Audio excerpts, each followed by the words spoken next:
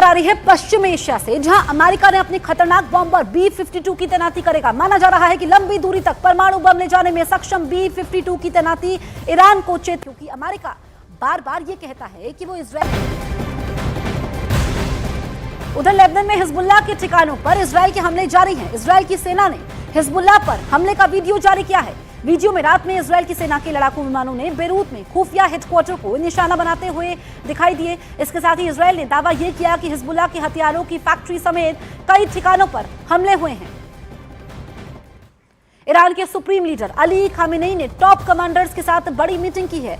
Meeting में Khamenei ने उस नुकसान के बारे में चर्चा की जो 26 अक्टूबर को इजराइल हमले के चलते ईरान को हुआ है। न्यूयॉर्क टाइम्स के मुताबिक खामेनेई ने नेशनल सिक्योरिटी काउंसिल में ईरान रिवॉल्यूशनरी फोर्स को इजराइल पर हमले के लिए तैयार रहने को कहा है। मतलब किसी भी वक्त ईरान इजराइल को दहला सकता है।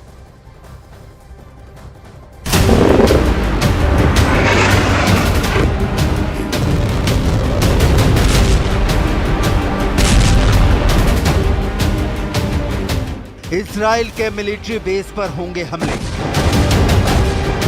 टारगेट पर इजराइल के परमाणु ठिकाने,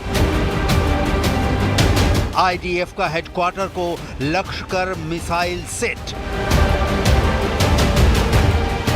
तेल अवीव टू हाइफा बारूद से उड़ा देने की तैयारी। ईरान के सुप्रीम लीडर अली खामेनेई का ऑर्डर,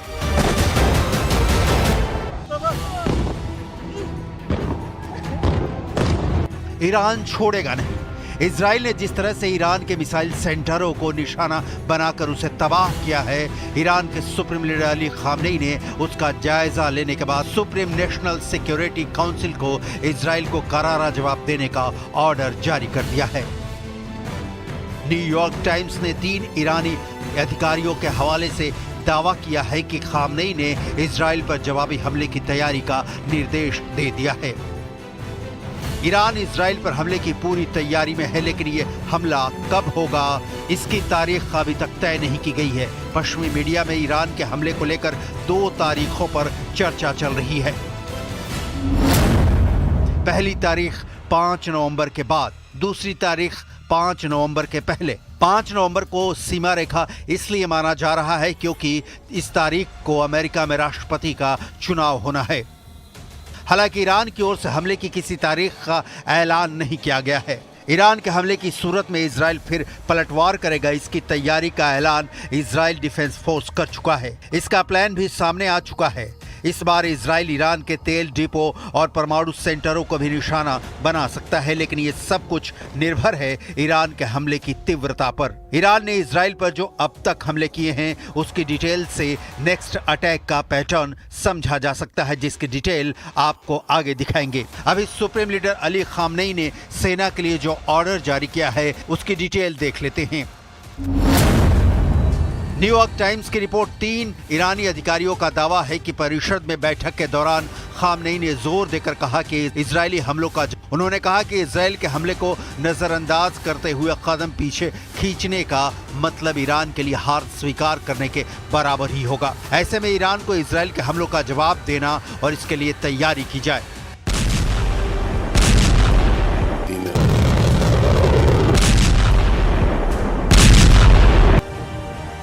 ईरान हमला के लिए तैयार है तो यहाँ ये देखना बहुत जरूरी है कि इजराइल की वो कौन सी जगहें हैं जहाँ ईरान रिवॉल्यूशनरी गार्ड्स की मिसाइलें गिर सकती हैं। इजरायली मिलिट्री बेस, तेल अवीव में मौजूद इजराइल के सैन्य मंत्रालय का दफ्तर, यरूशलेम की नेसेट बिल्डिंग, इजराइल के 8 एयरबेस के अलावा सिविलियन टारगेट्स में कई शहरों की अहम इमारतें, airports, gas field, power plant और दूसरे ठिकाने शामिल हैं। 1 अक्टूबर को करीब 200 मिसाइलों से ईरान ने इजराइल पर अटैक किया था।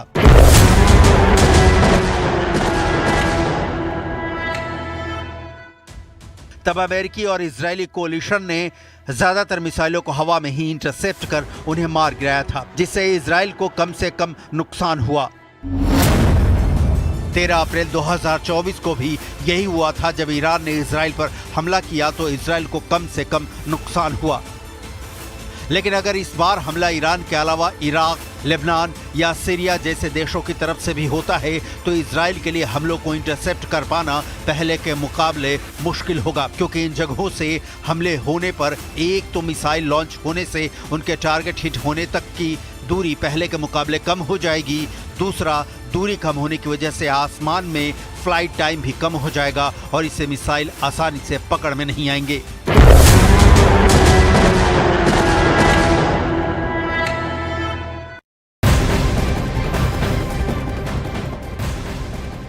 लेबनान में इजरायल के हमले जारी हैं। इस बीच बड़ी खबर यह है कि इजरायल की सेना ने दक्षिण लेबनान के एन अबेल में कई हवाई हमले किए हैं। इजरायल के इस हमले में हिजबुल्लाह को काफी नुकसान होने का दावा किया गया है। तस्वीरें भी आप तक पहुंचा रहे हैं। आप देखिए कि यहाँ पर कई इलाके खंडर में तब्दील हो चुके हैं। हिजबुल्लाह को काफी नुकसान हुआ है, कई कमांडर मारे जा चुके हैं। दक्षिण लेबनान के एन अबेल में इजरायली डिफेंस फोर्सेस ने हवाई हमले तेज कर दिए हैं और इजरायल ने भी कसम खाई है कि हिजबुल्लाह का नामो निशान मिटाना है। इस वजह से आप देखिए कि जहां जहां पर हिजबुल्लाह के ठिकाने हैं उन इलाकों को टारगेट कर रहा है इजरायल। दक्षिण लेबनान के अब एन अबेल में हवाई हमले इजरायली डिफेंस फोर्सेस ने तेज कर दिए हैं। ईरान पर हमले के बाद इजरायल भी चुप नहीं बैठा है। इजरायल में लगातार मीटिंग्स का दौर जारी है। इजरायली फोर्स भी ईरान के ठिकानों की लिस्ट तैयार करने में जुटी हुई है। ईरान इजराइल से एक कदम आगे रहना चाहता है।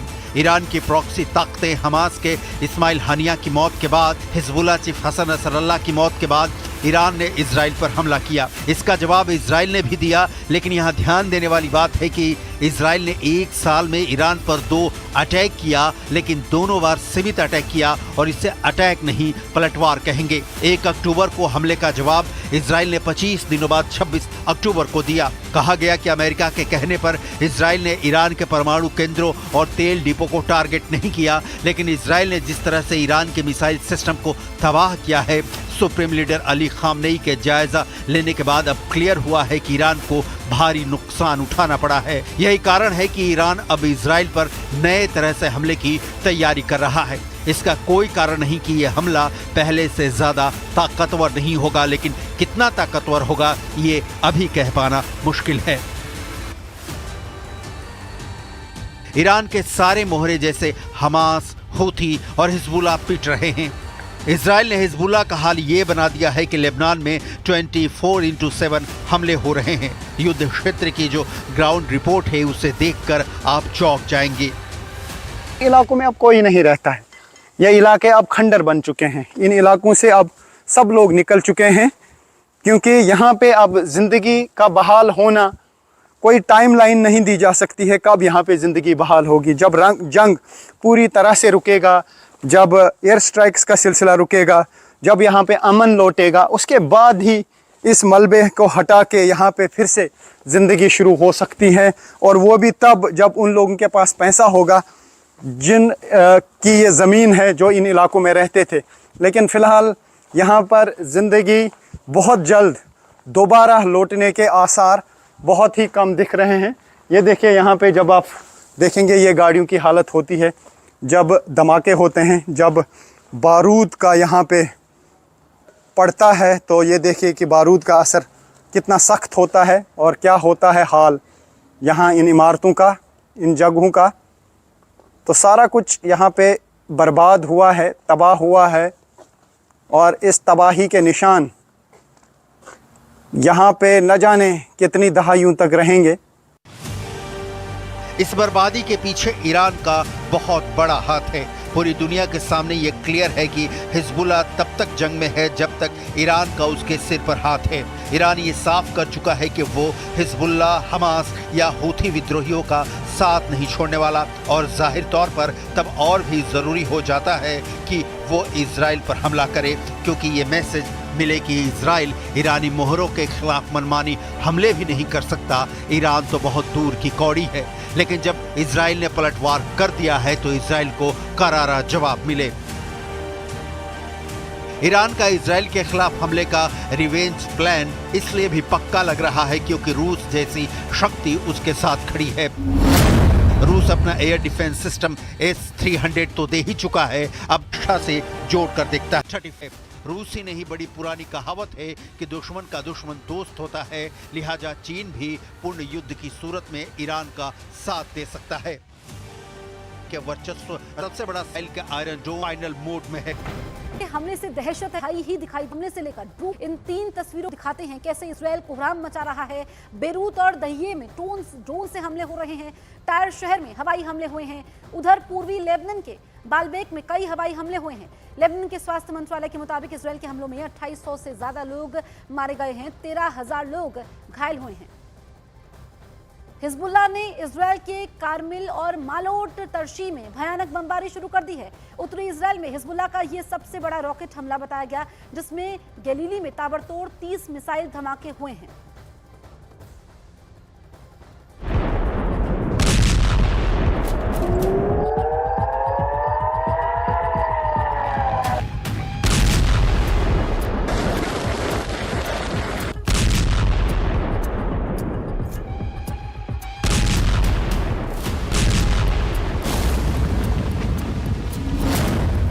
खामनेई ने बनाया कट्टर KSS अलायंस।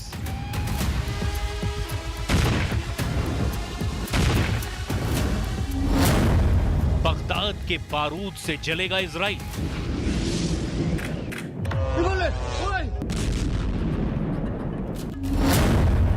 खाड़ी युद्ध में पहली बार सुपर पावर को सेटबैक।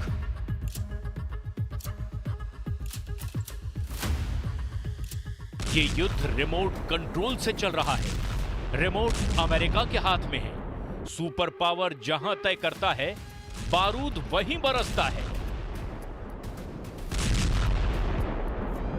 अमेरिका जिसे टारगेट बनाता है, इजराइल उसे अगले ही एक्शन में मार गिराता है। हमला चाहे तेहरान में हो, लेबनान में हो, गाजा की सुरंग में हो, चाहे वेस्ट बैंक की गलियों में हो, बिना अमेरिका का इशारा या मंजूरी मिले इजराइल कुछ भी नहीं करता। ईरान के सुप्रीम लीडर अली खामनेई ये आरोप हर दिन सरेआम लगाते हैं। खामनेई ये भी बताते हैं कि इजराइल को हराना है तो पहले अमेरिका को झुकाना होगा, जिसका पहला दांव ईरान ने चल दिया है। ईरान ने अमेरिका को बड़ा झटका दिया है।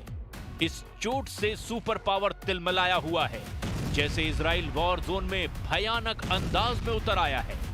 अमेरिका भी जल्द कुछ बड़ा कर सकता है। इजराइल ने तो अब दिन में ही हिजबुल्लाह को पीटने का मिशन शुरू कर दिया है। वजह हिजबुल्लाह फाइटर में आई नई जान है।